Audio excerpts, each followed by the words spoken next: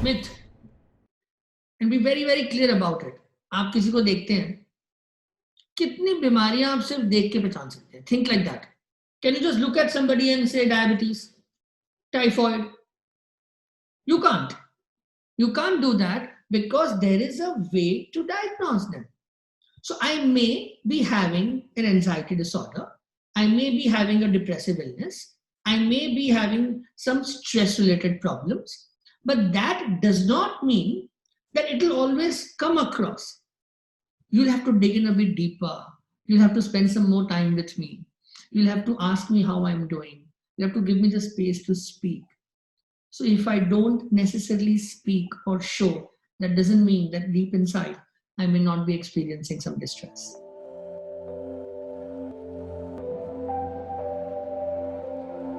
Fact, largely.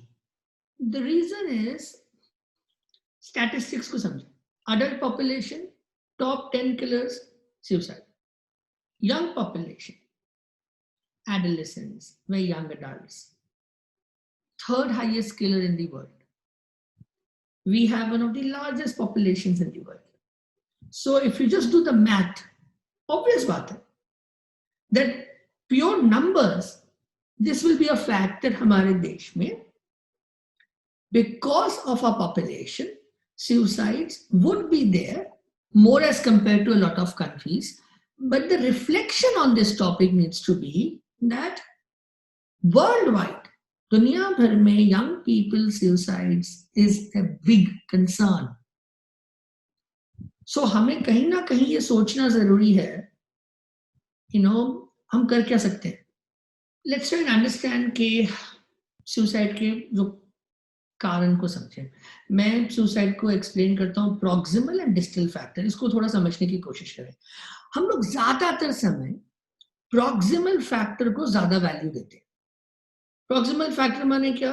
उस दिन क्या हुआ था, एग्जाम का रिजल्ट था, रिलेशनशिप ब्रेक था, अनएम्प्लॉयमेंट हो गया, ये प्रॉब्लम हो गया, and we end up focusing on that particular trigger only.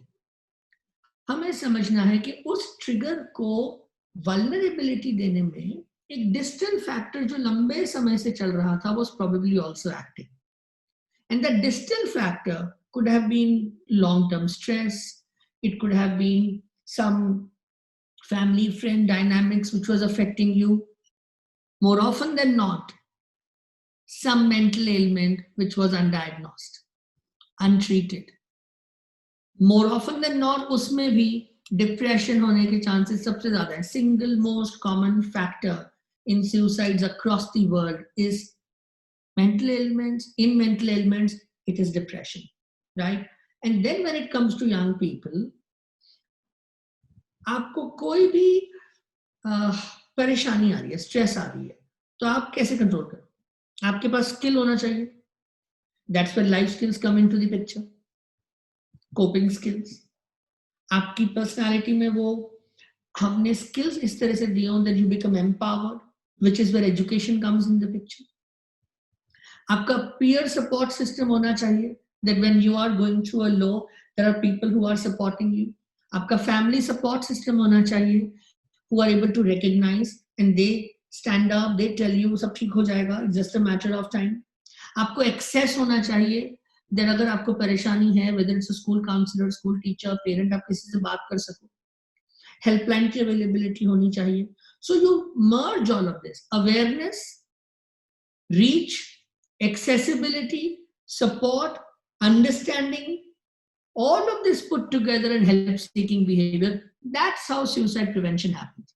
Because it is not happening, suicides continue to embarrass us and hurt us by the sheer numbers.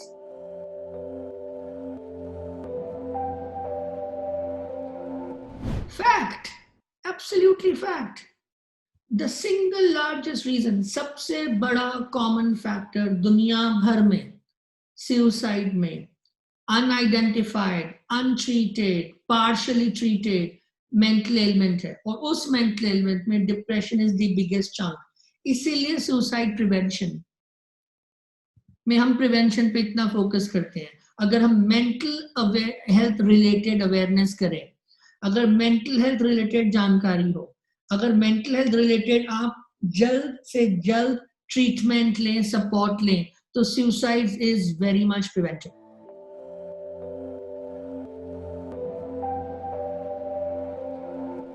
Fact. I think that one of the reasons that comes to my mind immediately is finances, economy.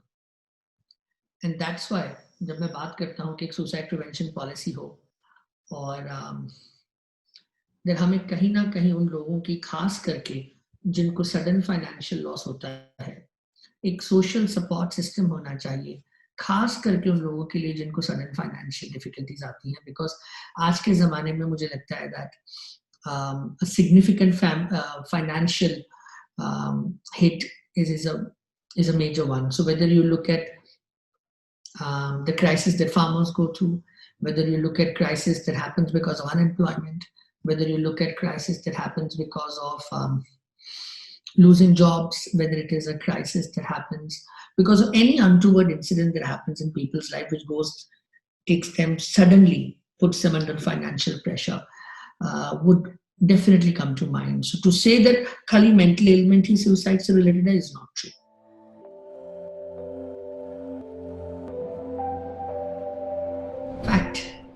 Fact अगर हमें किसी को भी एक trauma हुआ है और ये भी समझे कि जिनको ट्रॉमा हुआ है उनमें depressive illness, post traumatic stress disorder, anxiety disorder होने के भी चांसेस ज्यादा रहते हैं. तो it's the way we look at it. But अगर ट्रॉमा हुआ है और ट्रॉमा का हमें सोशल सपोर्ट, हमारी लाइफ फिर से ट्रैक पे आना, उस ट्रॉमा का रेजोल्यूशन अगर ठीक से नहीं हुआ है और वो हमें कॉन्स्टेंटली प्ले कर रहा है, then yes, people with trauma are more prone, and that's why trauma management, trauma care की बहुत है.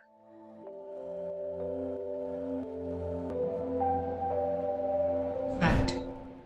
Unconditional support, empathy, non-judgmental, being with someone. Social support को social support क्यों कहते हैं? उसमें दो हिस्से हैं, एक social, एक support. अगर आप सोशल का सपोर्ट हटा देंगे या सोशल हटा देंगे तो सोशल सपोर्ट नहीं रहेगा. तो अगर आपके आसपास आपके फ्रेंड हो सकते हैं, आपके कॉलीग हो सकते हैं, कजिन हो सकते हैं, फैमिली में कोई हो सकता है, वो परेशानी से गुजर रहे हैं, चाहे वो स्ट्रेस हो, मेडिकल हो, साइकियाट्री हो, अगर उनको ये समझ में आता है कि ये लोग या ये मेरे फ्रेंड या मेरा भाई या मेरी बहन या मेरा कॉलीग ये मुझे सपोर्ट करेंगे, मैं अकेला नहीं हूं, मैं अकेली नहीं हूं, और हम मिलके इस प्रॉब्लम से बाहर आ पाएंगे, that brings hope, and bringing hope is suicide prevention.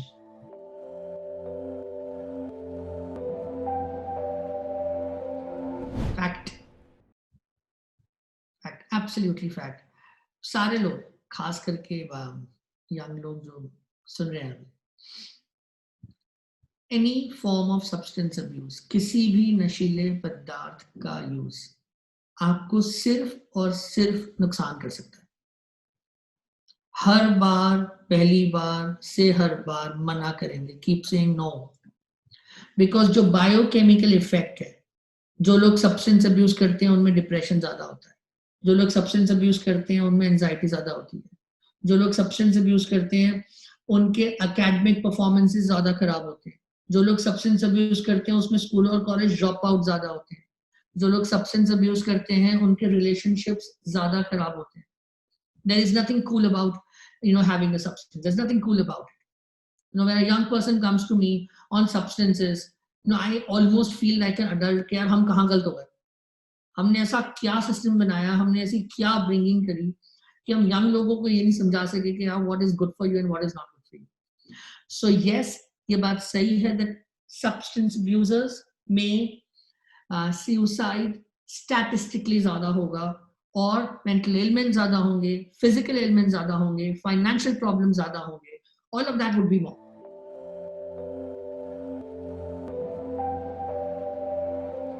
Fact, substance abuse, all kinds of substance abuse, including alcohol, have a much higher percentage of depression and anxiety illnesses, and so the statistical correlation with suicide. So yes, fact.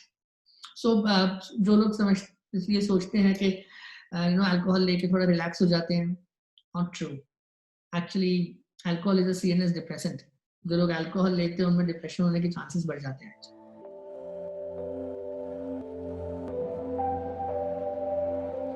Fact, suicide prevention day इसलिए मनाया जाता है कि suicide can be prevented. सीधी बात है, और ये हमें समझना जरूरी है.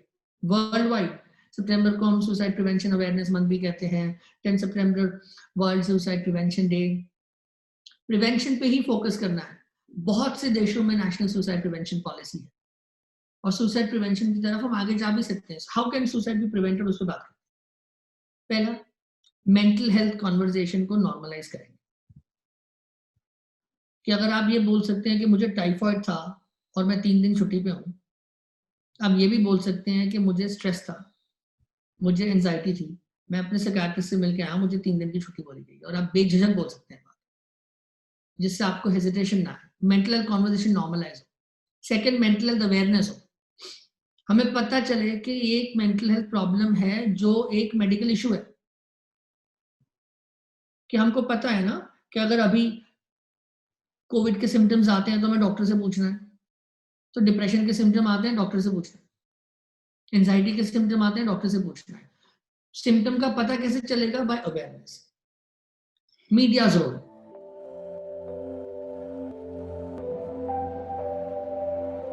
Myth, this cannot be generalized. So I will say that for different people it will be different. To generalize it, myth. Because there is also statistics that people who've attempted may attempt again, and the reason behind that is if help has still not taken care of it, then we continue with the struggle of the individual. So ye merely one episode and then uske baad regret ya remorse ko is not the key here. हमने उसमें किस तरह का support system intervention करी इन a long term, उसकी value ज्यादा है. अगर किसी ने सुसाइडल अटेम्प्ट किया है तो ये जरूरी है कि हम सपोर्ट, मेडिकल इंटरवेंशन, जो भी परेशानी है उसका सोल्यूशन, जो अगर मेडिकल इंटरवेंशन करना है, डिप्रेशन है, दवा है, काउंसलिंग है, जो भी हमें करना है, we must make sure that that is provided. एक मैकेनिज्म होना चाहिए कि हम इसको एक मेजर रेड फ्लैग की तरह ट्रीट करें कि ये वापस ना हो. उसके लिए हम क्या करें, और how can we prevent it again.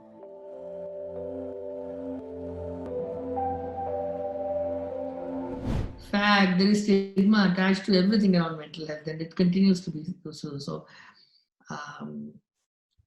same for suicide.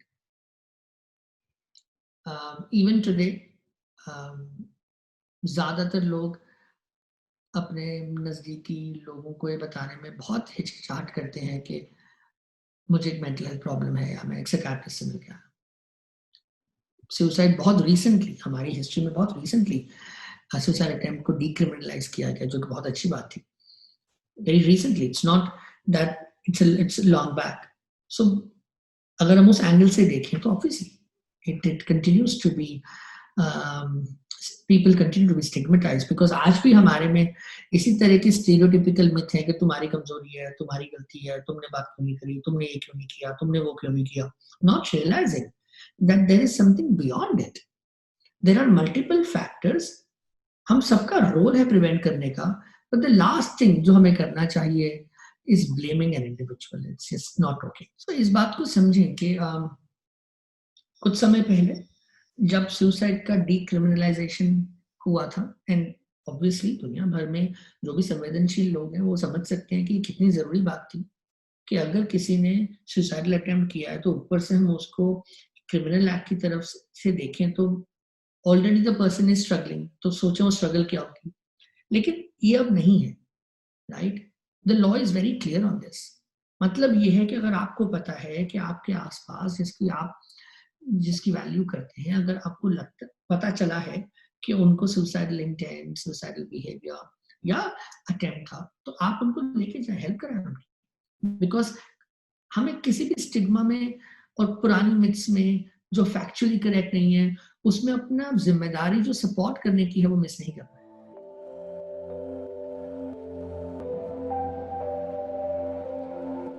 Myth, hobbies हमारे जीवन के लिए अच्छा है, हॉबीज हमारी क्वालिटी ऑफ लाइफ को बेटर करता है, यस। बट सिर्फ ये सोचना कि क्योंकि मुझ में हॉबी है, आई एम अ म्यूजिशियन या मैं पेंटिंग करता हूँ, दैट अलोन बाय इटसेल्फ मुझे आगे चल के सेल्फ हार्म में प्रिवेंट करेगा या मेंटल हेल्थ में प्रिवेंट करेगा, ये बात सही नहीं है। At the end of the day there are lots of other factors, जैसा मैंने पहले भी बताया, स्ट्रेस फैक्टर्स हैं, बायोकेमिकल फैक्टर्स हैं, इलनेस है, फैमिली है, हमारी अपनी कोपिंग मैकेनिज्म है। There is too many factors for us to say कि सिर्फ हॉबी होने मात्र से फर्क पड़ेगा। But at the same time invest into yourself, have hobbies, right? Stress coping में having a hobby is definitely very beneficial.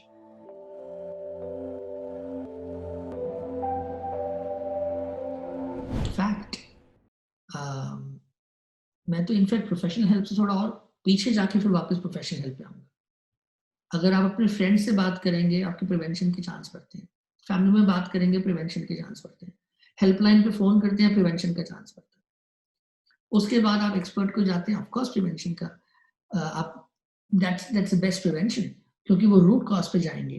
अगर कोई मेडिकल इलनेस है तो आपको मेडिकेशन देंगे, अगर साइकोथेरेपी है तो वो देंगे, आपकी फैमिली सपोर्ट, फैमिली काउंसलिंग है तो वो देंगे, आगे की गाइडेंस देंगे, skills. So you put all of that together. Expert involvement when you are struggling from a mental health issue is definitely advisable.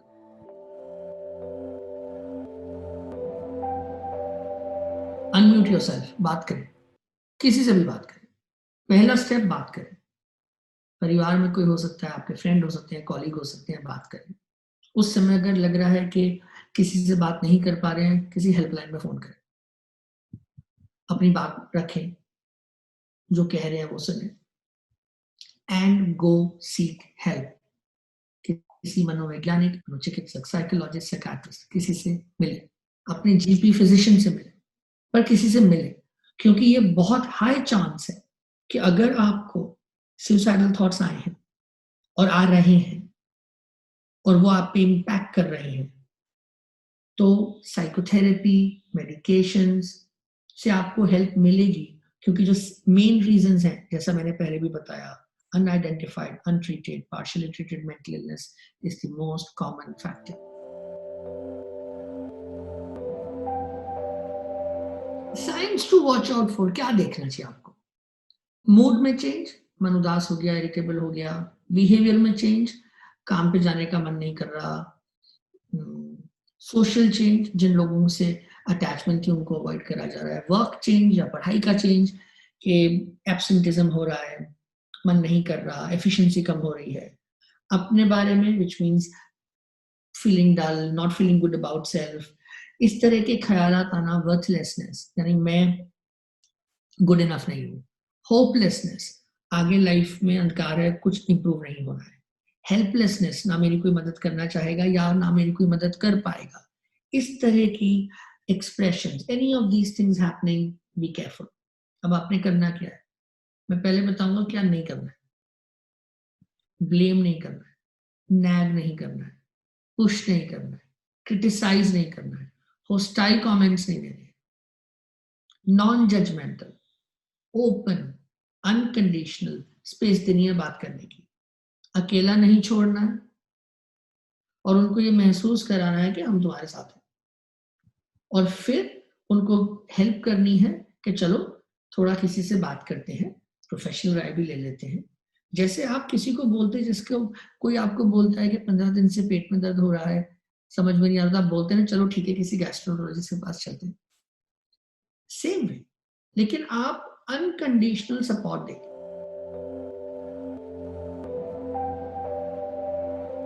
मुझे लगता है सारे देशों में सुसाइड प्रिवेंशन पॉलिसी होनी चाहिए। मुझे लगता है कि WHO needs to drive suicide prevention policy and enforce it across the world. Her 40 second में we are losing a person to suicide, और हम सुसाइड प्रिवेंट कर सकते हैं, ये हकीकत है। अगर हम सुसाइड प्रिवेंशन को एक फोकस बनाएंगे, वो कैसे बनेगा? All stakeholders need to do something about it. सबका रोल है। इंडिविजुअल्स का रोल ये है कि आप अपने लव्ड वंस का ध्यान रखें, लेकिन आपको जानकारी मिलनी चाहिए। जानकारी कैसे आएगी? मीडिया देगा, एनजीओ देंगे, गवर्नमेंट देगा, जो आपकी सोशल मीडिया है वो प्लेटफॉर्म्स देंगे, तो अवेयरनेस क्रिएट करेंगे। बिना अवेयरनेस के वैसे ही हम आगे नहीं बढ़ पाएंगे इस टॉपिक पे। दूसरी बात, आप स्कूली बच्चों, कॉलेज के स्टूडेंट्स को स्किल्स दें, सो आप इंटीग्रेट करें उसको सिस्टम में। तीसरा, आप फाइनेंशियल पॉइंट ऑफ व्यू से सोशल सिक्योरिटी सिस्टम्स बनाएं कि जो लोग खास करके फाइनेंशियल प्रॉब्लम से जूझ रहे हैं उनके लिए कोई सोल्यूशन हो। देन आप हेल्पलाइंस बढ़ाएं, हेल्पलाइंस वर्नाकुलर लैंग्वेज में भी करें। उन हेल्पलाइंस के बारे में सबको जानकारी भी होनी चाहिए, कि आपको पता होना चाहिए, आप देश में कहीं भी रहते हैं, कि नो हमारी भाषा में यहाँ पे हमें अगर कभी परेशानी है तो बात हो सकती है। आप पब्लिक प्राइवेट पार्टनरशिप करें, क्योंकि बहुत सारा mental health experts private sector में। एंड मुझे लगता है कि इंडिया की जो स्ट्रेंथ डिजिटल इंडिया है, उसको हमें बहुत अच्छे से मेंटल हेल्थ में यूज करने की जरूरत है। विच मीन्स अगर हम डिजिटल इंडिया की एडवांटेजेस को आउटरीच में यूज करें, ना केवल अवेयरनेस के लिए बट ट्रीटमेंट के लिए, टेलीमेडिसिन के थ्रू, टेलीकाउंसलिंग के थ्रू हम आउटरीच कर सकते हैं। क्योंकि हमारे देश में इतने एरियाज हैं जहां पे for such a huge distance, for miles, there is no mental health expert. So वो हमें क्रिएट करने की जरूरत है। और मुझे बहुत स्ट्रांगली ये भी लगता है कि since I am talking to you, and you are from the fraternity of media, I do feel that reportage of suicide needs to be done very, very sensitively, without sensationalizing, ensuring that WHO guidelines are followed, sharing helpline numbers, and being very, very careful in the nature of suicide discussions. To end, what I'll give you this, when we talk about suicide prevention, मैं कई सालों से कहते आया हूं, तो let me say this. दो कहानियों से इसको मैं समझाता हूं आपको। एक वर्धर, एक पापाजीनो। सॉरोज ऑफ यंग वर्धर, ये एक बुक आई थी 100 years बैक। उस किताब को पढ़ने से बहुत से यंग लोगों में सुसाइडल बिहेवियर आया था, और लोगों को ये बात समझ में आई दैट इंटरफेस जो है मीडिया का, जो इन्फ्लुएंस फैक्टर है पीयर्स का, वो हम पे हमारे सुसाइडल बिहेवियर पे असर कर सकता है, और वहीं से कॉपीकैट सुसाइड या वर्धर सिंड्रोम नाम आया। और इसका दूसरा angle total opposite, Papageno's effect. Mozart का play the Magic Flute, Papageno again Werther की तरह यंग पर्सन, उनको लगा जीवन में मजा नहीं आ रहा, सुसाइड के बारे में ख्याल आया, तो उनके दोस्तों ने उनको बताया कि देखो ये भी है लाइफ में, ये भी है लाइफ में। और उसको समझ में आया towards the end of the play कि लाइफ में ये है। सो वो जो होप है, जो सपोर्ट सिस्टम आपको होप देता है, वो जिम्मेदारी हम सबकी बनती है। तो अगर सुसाइड प्रिवेंशन करना है, तो फ्रॉम वर्धर टू पापाजीनो की जो दूरी है वो मैं पार करूंगी। That's suicide prevention for you.